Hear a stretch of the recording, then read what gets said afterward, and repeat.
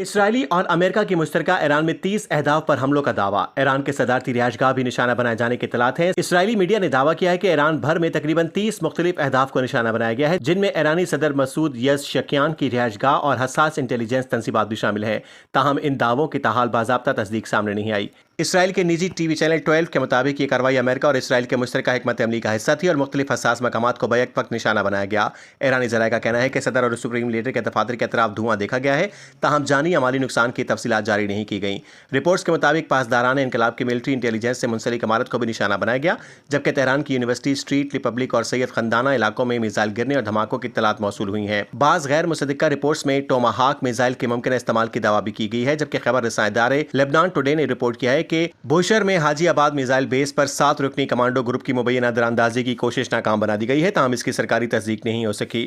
ادھر امریکی صدر ڈونلڈ ٹرمپ نے ایک خطاب میں کہا کہ انہوں نے جنگ کا آغاز کر دیا ہے اور ایرانی عوام کو باہر نکل کر آزادی کے لیے اقدام کرنے کی ترغیب دی۔ ان کے بیان کے بعد خطے میں کشیدگی میں مزید اضافہ دیکھنے میں آ رہا ہے۔ مبصرین کے مطابق موجودہ صورتحال خطے کو وسیع تصادم کی طرف دھکیل سکتی ہے، جس کے اثرات معیشت، تجارت اور عوامی زندگی پر مرتب ہونے کا خدشہ ہے۔